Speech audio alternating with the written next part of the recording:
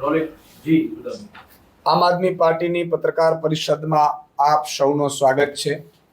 આપ સૌ જોઈ રહ્યા છો કે જે રીતે આમ આદમી પાર્ટી અને એના નેતાઓ કાર્યકર્તાઓ ખેડૂતો માટે અત્યારે અમે લોહી પાણી એક કરી રહ્યા છીએ, જેના કારણે થોડે અંશે પણ સરકારે જાગવું પડ્યું છે। કુંભકર્ણની નિદ્રામાં સોઈ રહેલી સરકાર જ્યારે મુખ્યમંત્રી પોતે આજે હેલિકોપ્ટરથી ઉતરી અને ગામડામાં પહોંચ્યા હતા, જોઈને અમને પણ આનંદ થયો કે હાશ ક્યાંક અમે કુંભકર્ણ જેવી સૂતેલી સરકારને જગાડવામાં થોડે અંશે પણ સફળ રહ્યા। પણ મને પૂરો વિશ્વાસ છે જે રીતે માહિતી મળી છે, હજી પણ લોલીપોપ આપવાના માનસિકતામાંથી આ સરકાર બહાર આવે તેમ નથી। અત્યારે મેં એક એલાન કર્યું હતું કે જો મગફળી 250 મણથી ઓછી ખરીદાશે તો અમે આમ આદમી પાર્ટીનો એક કાર્યકર્તા રસ્તા ઉપર ઉતરશે। એમાં પણ આ કુંભકર્ણ જેવી સરકાર જાગી છે, કારણ કે આ લોકોને ખબર નથી સરકાર કેમ ચલાવી। કોઈ કહી દે અધિકારી કે આપણે તો નહીં ખરીદી શકીએ એટલે ના પડે દેતા હતા, પણ એમાંય એણે 200 મણ કર્યા। એ આમ આદમી પાર્ટીના એક સૈનિકની લડાઈની જીત છે। પણ અહીંયાથી અટકતું નથી। હમણાં જ મહારાષ્ટ્રમાં મુખ્યમંત્રી ભાજપના છે, એમણે એક મીટિંગ બોલાવીને મુખ્યમંત્રી શ્રી એવું કહ્યું કે અમે મહારાષ્ટ્રના ખેડૂતોના દેવા માફી કરવાના પ્રયત્નમાં છીએ અને એણે સમિતિ બનાવી છે। 30 જૂન પહેલા દેવા માફી કરવાની છે। અત્યારે મહારાષ્ટ્ર કરતા પણ સૌરાષ્ટ્ર અને ખાસ કરીને મારા ગુજરાતના ખેડૂતો ખૂબ દુઃખી છે, ખૂબ પરેશાન છે। તમે જુઓ, મગફળીના પાથરા પડ્યા હતા અને પાથરા તણાઈ ગયા, મોઢામાં આવેલો કોળિયો છીનવાઈ ગયો એવી હાલત થઈ અને ખેડૂતો આપઘાત કરવા સિવાય ખેડૂતો પાસે વિકલ્પ નથી બચ્યો। હમણાં કરશનભાઈ આહિર, જે મારી જ ખંભાળિયા વિધાનસભામાં, જેમણે પોતે લોન લીધી હતી 2 જગ્યાએથી, એક જે બેંકોમાંથી લોન લેવાય એ લોન તો ભરપાઈ ન કરી શક્યા, પછી એમણે પોતાના પત્નીના ઘરેણા મૂકીને લોન લીધી, ગોલ્ડ લોન। એના ફોન ઉપર ફોન આવે ને એનાય ભરી નથી શકાતા અને કમોસમી વરસાદ થવાથી એની જે ઉમ્મીદ છે ઉડી ગઈ। ચારે બાજુથી ઉઘરાણા હતા, દવાવાળાને ઉઘરાણી, બિયારણવાળાની ઉઘરાણી, અનાજ કરિયાણાવાળાની ઉઘરાણી, બાળકોના ફી ભરવાની ઉઘરાણી। આ તમામથી ખેડૂતે આખરે થાકીને આપઘાત કરી લીધું। તો હું કહેવા એ માંગુ છું કે અત્યારે ગુજરાતના ખેડૂતોની આ હાલત છે કે એમણે અત્યારે મરવા મજબૂર થવું પડી રહ્યું છે।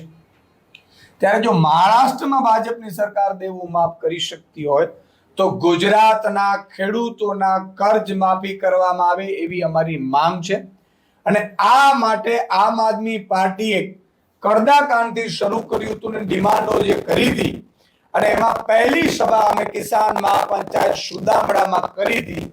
બીજી સુદામડા બાદ કિસાન મહાપંચાયત અમે ખંભાળિયામાં કરવા જઈ રહ્યા છીએ અને એ 9 તારીખે ખંભાળિયામાં કિસાનોને ન્યાય અપાવવા, કિસાનોની કર્જમાફી સહિતની માંગણીઓ પૂરી થાય અને ખેડૂતોને એવું થાય કે આમ આદમી પાર્ટી અને એના નેતાઓ, એના કાર્યકર્તાઓ ખેડૂતો સાથે છે ને ખેડૂતોની માંગણીઓ સાથે છે। એ માટે અમે બીજી કિસાન મહાપંચાયત ખંભાળિયાના ભાણવડ પાસે અમે કરવા જઈ રહ્યા છીએ, જેમાં હજારો ખેડૂતોને હું આવકારું છું કે આપણે ફરીથી આ કિસાન મહાપંચાયત જે કરવા જઈ રહ્યા છીએ અમે, આપ સૌ આવો। અને એના પછી 11 તારીખે 2 દિવસ બાદ અમે ત્રીજી કિસાન મહાપંચાયત છે એ ગીર સોમનાથમાં કરવા જઈ રહ્યા છીએ। ખેડૂતોના મુદ્દાને લઈને આમ આદમી પાર્ટી સડકથી લઈ અને સંસદ સુધી અવાજ ઉઠાવવાનું નક્કી કર્યું છે। અમને ખબર છે કે ખેડૂતો 54 લાખ ખેડૂતો અને 1,20,00,000 મજૂરો અને ભાગિયાઓનું જ્યાં સુધી ભલું નહીં થાય, શ્રમિકોનું જ્યાં સુધી ભલું નહીં થાય, એમને જો આવક ખિસ્સામાં નહીં આવે, એમનું જીવન ધોરણ ઊંચું નહીં થાય, ત્યાં સુધી ગુજરાતને નંબર 1 બનાવી શકાય એમ નથી। અને એ લક્ષ્ય સાથે અમે નીકળ્યા છીએ। એટલે અમારો લક્ષ્ય ઈ છે કે ખેડૂતોને, જેમ ગુજરાતમાં અત્યારે ખેડૂતો ચારે બાજુથી પાયમાલ થઈ ગયા છે, એ ખેડૂતો અને ભાગ્યા અને મજૂરો છે એમનું ઉત્થાન કરવા માટે આમ આદમી પાર્ટીએ શરૂઆત કરી છે. તમે જુઓ, કડદા કાંડમાં અમારા નેતા ગયા, કડદાઓ એને બંધ કરવાની ફરજ પડી. એ આમ આદમી પાર્ટી કરતા ખેડૂતોની જીત છે. એવી જ રીતે અમે કીધું કે 200 મણ મગફળી ખરીદો, 250 મણ, અને 200 મણ ખરીદવા માટે મજબૂર સરકારે એને જાહેરાત કરવી પડી. એ પણ ખેડૂતોની જીત છે. અને જો ખેડૂતોનું કહેવા માંગુ છું, જો સુદામડામાં આટલા એકતા થયા, આપણે એક થયા, હજારોની સંખ્યામાં એક થયા, તો મુખ્યમંત્રીએ બીજે દિવસે બધા કાર્યક્રમો રદ કરીને હેલિકોપ્ટરથી ઉડી, અને પછી હેલિકોપ્ટરથી માત્ર નિરીક્ષણ નહીં તો અત્યાર સુધી શું હતું, હેલિકોપ્ટરથી નિરીક્ષણ કરતા હતા. પણ એ જ મુખ્યમંત્રી, પેન્ટ શર્ટ વાળા મુખ્યમંત્રી, એ બિલ્ડર ઉદ્યોગપતિ મુખ્યમંત્રીએ ખેડૂતોના ગામડામાં જઈને એમણે ખેડૂતોને સાંભળવું પડ્યું. આ ખેડૂતોની પહેલી જીત છે, ખેડૂતોના એકતાની જીત છે, આ કિસાન મહાપંચાયતની જીત છે.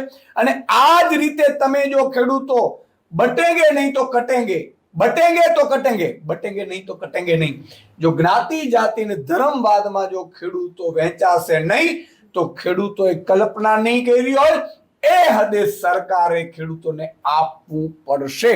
એટલે અમે આગામી 9 તારીખે ખંભાળિયામાં કિસાન મહાપંચાયતનું આયોજન કર્યું છે. 11 તારીખે ગીર સોમનાથમાં કિસાન મહાપંચાયતનું આયોજન કર્યું છે. અને આટલાથી અમે અટકીશું નહીં. અમે ઉત્તર ગુજરાતમાં પણ કિસાન મહાપંચાયતનું આયોજન કરીશું, દક્ષિણ ગુજરાતમાં પણ કિસાન મહાપંચાયતનું આયોજન કરીશું, મધ્ય ગુજરાતમાં પણ કિસાન મહાપંચાયતનું આયોજન કરીશું. અને અમારું લક્ષ્ય છે કે તમામ ક્ષેત્રે તમામ ખેડૂતોને સાથે લઈ અને 54 લાખ ખેડૂતોને 1.20 લાખ મજૂરો, શ્રમિકો જ્યાં સુધી એક નહીં થાય, એ એમની માંગોથી જાગૃત નહીં થાય અને પોતે બોલવા નહીં માંડે, ત્યાં સુધી આમ આદમી પાર્ટીની આ મુહિમ ચાલુ રહેશે. ખેડૂતોને, મજૂરોને, શ્રમિકોને, ભાગિયાઓને અમે જાગૃત કરીશું. અને છેલ્લે 16 ડિસેમ્બરે અમે મુખ્યમંત્રી સાથે માંગ કરીશું. અને મુખ્યમંત્રીશ્રીને અત્યારે પણ હું માંગ કરું છું કે નાના નાના સહાય પેકેજનો લોલીપોપથી અમે માનવાના નથી. અમે ખેડૂતોએ ખૂબ ભોગ આપ્યો છે. એટલે તમે એકાદ દિવસમાં જો આ 6000 રૂપિયાની જેમ લોલીપોપ SDRF NDRF નું જો અમને આપવાનો હોય તો અમારે જ જોતું. અમારું દેવું જે કર્જ છે ખેડૂતોનો, ઈ જ માફી અત્યારે જોઈએ. અને બીજા રાજ્યોમાં તમે કરી શકો છો. તમે જુઓ, અત્યારે બધા લોકોને ભાજપ વાળું એવું કહે છે કે ભાઈ કર્જ માફીથી ફાઇનાન્સ વ્યવસ્થા લથડી જાય, તો 16 લાખ કરોડનું 100 ઉદ્યોગપતિઓનું તમે દેવું માફ કર્યું, એમાં તમારી ફાઇનાન્સ વ્યવસ્થા કથળી નથી. મહારાષ્ટ્રમાં તમે કરવા જાઓ છો ખેડૂતોનું દેવું માફ, એમાં તમારી ફાઇનાન્સ વ્યવસ્થા કથળતી નથી.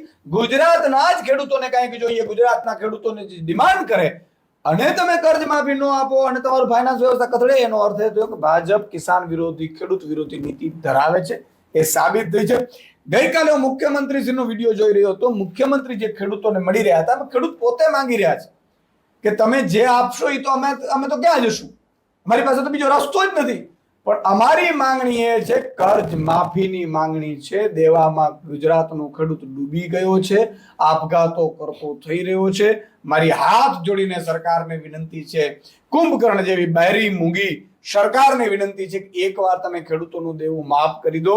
ખેડૂતો એકવાર દેવું માફ થવાથી એ પોતે એ સધર તો નહીં થઈ જાય, પણ એ પરિસ્થિતિમાંથી બહાર આવી જશે જેના ઉપર વિકટ પરિસ્થિતિ એને પડી છે. ન માત્ર સરકાર, ન નકલી બિયારણ વાળા, ન ખાતર વાળા, ન દવા વાળા, પરંતુ કુદરત પણ એમની ઉપર લૂંટ્યો છે અને આવેલો કોળીઓ છીનવાઈ રહ્યો છે. ત્યારે મારી માંગણી છે કે નાના લોલીપોપથી નહીં પરંતુ કર્જ માફી કરજો, એવી અમારી માંગ છે.